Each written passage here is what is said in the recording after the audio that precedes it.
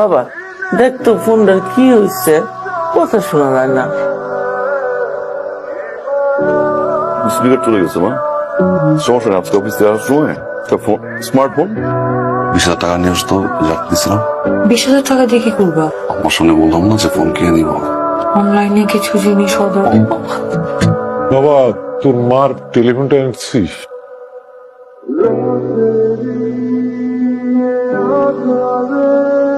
বাবা, টেলিফোন আনার জন্য যে টাকাটা আমার কাছে ছিল ওটা আমি অনলাইনে খরচ করে ফেলছি, সেই জন্য এই মাসে টেলিফোনটা আনতে পারে নাই। নেক্সট মাসের বেতন থেকে কিনে দিবে বলছে। মা, আপনি ততদিন চাইলে আমার ফোনটা ইউজ করতে পারেন। সমস্যা নাই।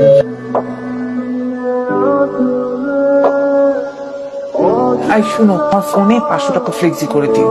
আচ্ছা ঠিক আছে।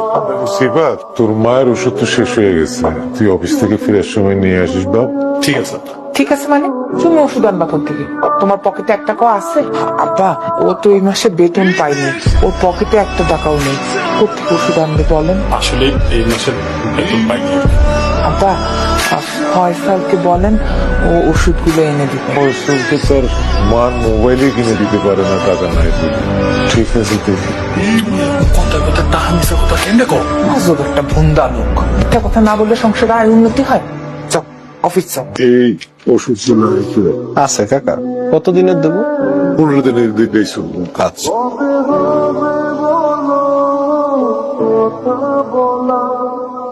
কাকা 2230 টাকা দাম হয়েছে। আমি ওই 2 দিন পরে এসে টাকাটা দিয়ে দেবো। কাকা আমাদের এখানে তো বাকি দেই না। আমি তো এই 4 নম্বর গুলিতেই থাকি, আমি নিজে এসে দিয়ে যাবো, কোনো অসুবিধা নাই।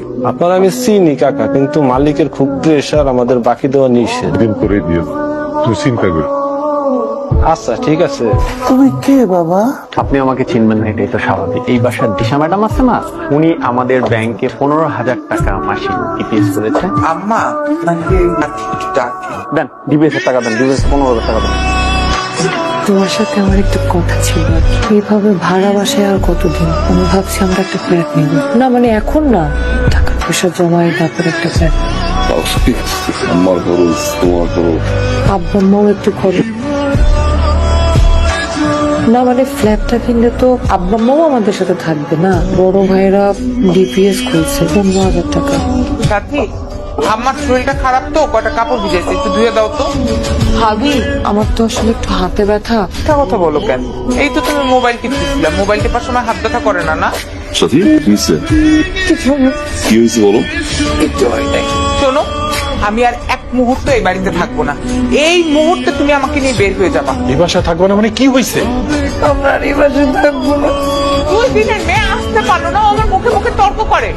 এখান থেকে সরে গেলে আমাদের জন্য ভালো। এই একটা চান্স পাইছি, চলো আমরা বের হয়ে যাই। বাসায় কিছু হয়েছে? আব্বা, সংসারটা তো এখন অনেক বড় হয়েছে, ওদের মধ্যে মানুষজনও বাড়ছে। আমি তাই সিদ্ধান্ত নিয়েছি আমি আপনার বৌমারে নিয়ে আলাদা হতে চাই। কি বলতেছো তুমি এগুলো? তো মানুষ ঘরে কোথায়? আমরা যা থাকার তারাই তো আছি না। তোমার যে টাকা দিতে বলছো মাসে, তা তো আমি দিচ্ছি না। কিন্তু তার বাহিরে আম্মার যা লাগে, আম্মার কি আম্মা আব্বা তো দেই না, দেই না। তুই সকালে যাস, রাতে বাসায় ফির। তুই কি জানোস বউ যে আমার বউয়ের সাথে খারাপ ব্যবহার করছে? আমি ডিসিশন নিছি, আমার ডিসিশন ফাইনাল ডিসিশন। ভাইয়া কথা শোনো ভাই, ভাইয়া সাথী আর ভাবির ভিতরে আমরা ভাইয়া ঢুকতেছি।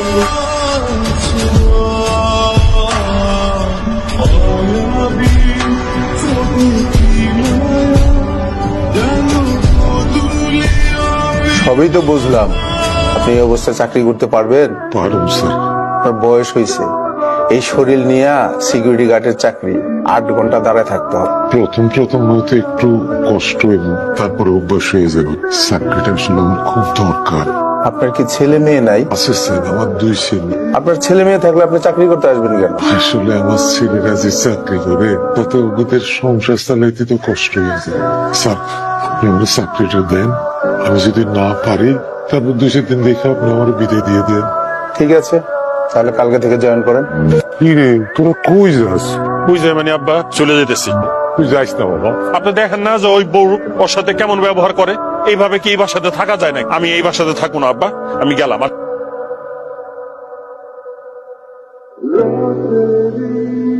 এটা কি মা? এটা কি? আমি যে অফিসে চাকরি করি সেই অফিসের সিকিউরিটি গার্ড আমার বাবা। এই ড্রেস কেন বাবার গায়ে? সাথী, ভাই সাথী, এটা কি? এটা কি? 35,000 টাকা ইন বেতন পাই, যে জন্য 5টা পয়সা খরচ করি।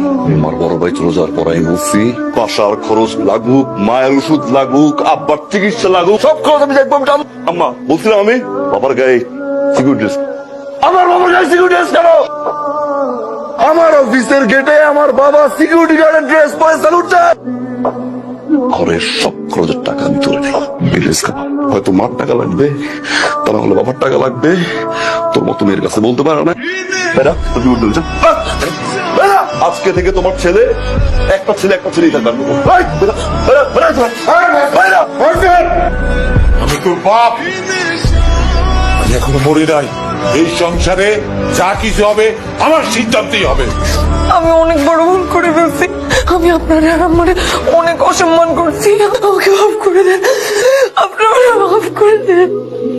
আম্মা, আম্মা, আপনি আমার মাফ করে দেন। সন্তান ভুল করলে বাবা মার উচিত মাফ করে দেওয়া। আমাকে মাফ করে দাও, আমি বুঝি নাই। আমার তো বড় আপ্পা আমার নিজের বাবা